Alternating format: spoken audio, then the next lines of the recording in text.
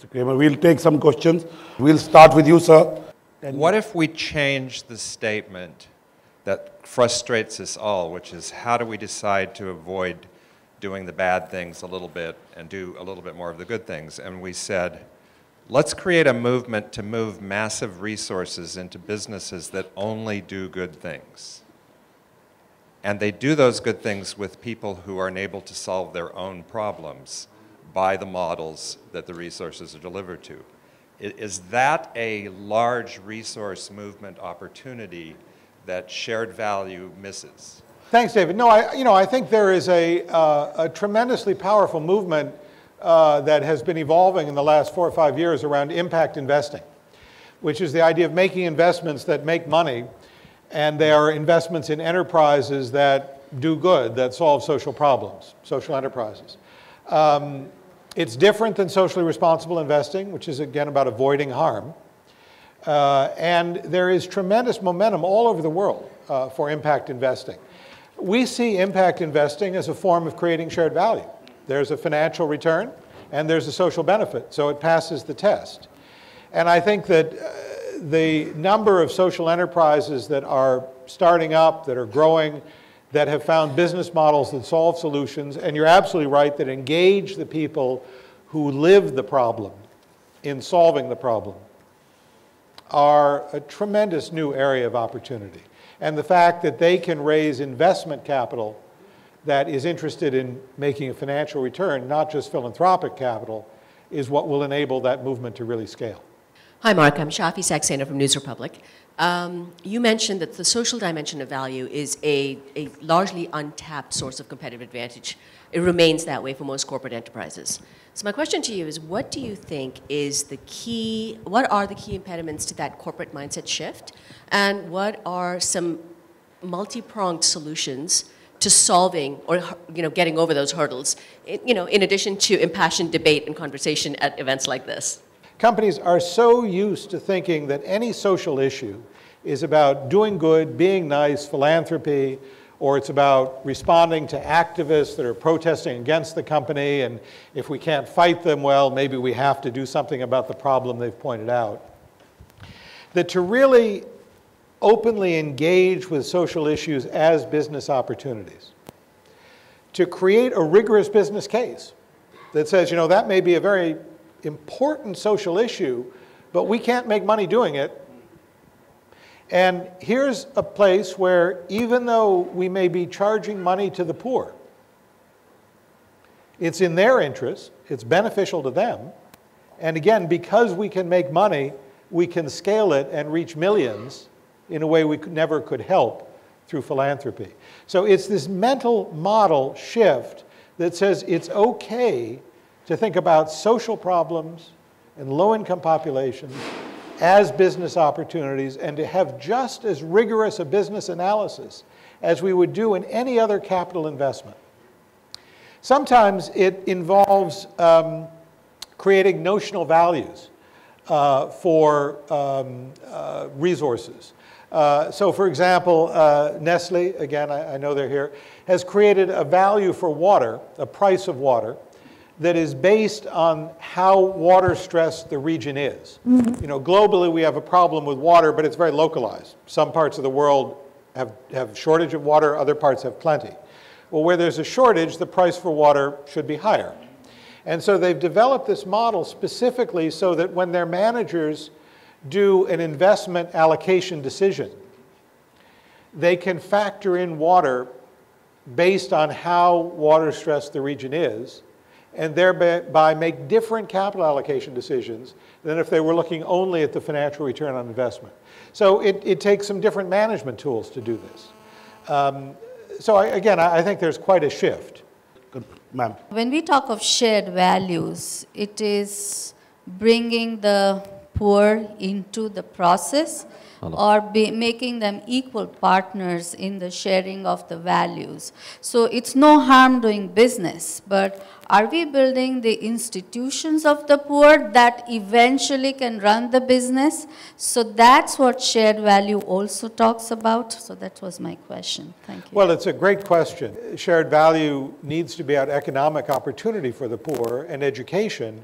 that does enable them to participate in the economy more fully and in the businesses more fully and become better off. But also, as I said, shared value does not answer every problem. And there are places where government engagement and subsidy, where NGOs are essential in working with the poorest of the poor who may not be able to afford any business model that really meets their needs and is profitable. And that's fine. Shared value is not the answer to everything.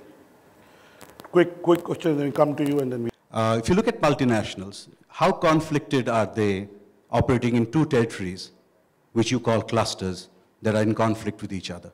Yeah, I think multinationals are very important players in creating shared value. And as you mentioned, clusters. There's an example of a Norwegian fertilizer company, Yara, one of the largest fertilizer companies in the world. And they have actually had a specialty in India and other places of selling to smallhold farmers. And they do prepackaged mixes and they do color coding so illiterate people know what fertilizer to use, how much where, and they wanted to bring that approach into Africa, but they couldn't get into the country beyond the ports. And so they ended up having to work with literally a couple hundred other companies, NGOs, government entities, development agencies like the World Bank, to build an agricultural cluster and corridor that went from the ports all the way across Tanzania.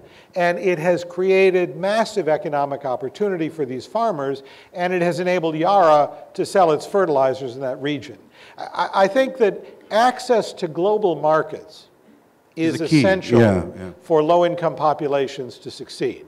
Because what happens is you work with smallhold farmers and you increase their yield and productivity, that's wonderful, but if they can't distribute their product, then the supply goes up and the price crashes and they're actually worse off.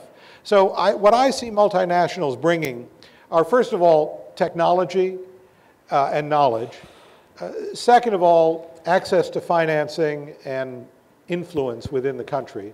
And third of all, access to global markets so that they can help low-income populations know what to produce that there's a demand for and actually be able to get it out to the world.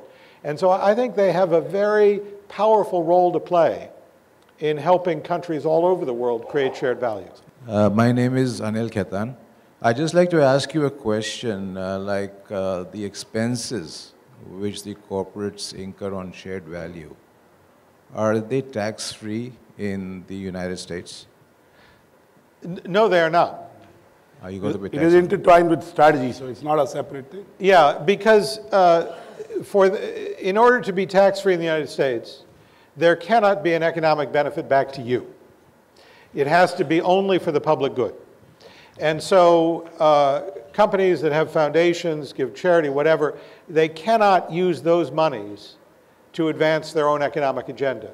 Shared value is not tapping the philanthropic budget.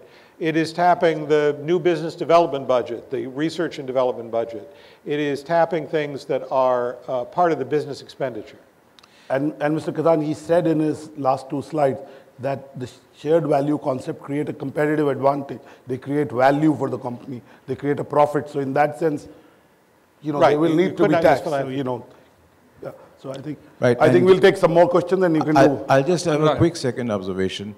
Like when you said shared value, in our country, a shared value would be skill development, because the person the persons whose skill you develop, he's going to make money, and the company or the industry or the service sector, they're going to get skilled people. So to me, that's shared value, a win-win situation. Thank you, sir. Yes, no, I would agree. And I think we're finding a small but growing number of investors who are really investing along the lines of shared value and finding better returns because of it. The problem is that the socially responsible investing movement has been so dominant for so long when people think about social issues affecting investors that most investors think that if you begin to look at social factors, you're ignoring economic and competitive results, and you're just thinking about whether the company is good or evil, whether it is harmful to the world or not, and you're avoiding certain industries or avoiding certain companies. And that analysis has nothing to do with the economic opportunity or competitive advantage of the company. And so, as investors begin to realize that there are social issues that matter to the economic success and future of companies, they are beginning to factor a shared value lens in. But it is a different way of thinking than socially responsible investing, and it is also a longer-term approach. And investors that are focused just on the short term will not look at shared value as a factor. Fantastic. We'll wrap it up. Please give Mike a big round of applause. Thank you. Thank you. And I'm sure that today's dialogue and today's sharing of the concept will help each one in the room to be able to implement it in its own organization. So thank you, Mike. Thank you.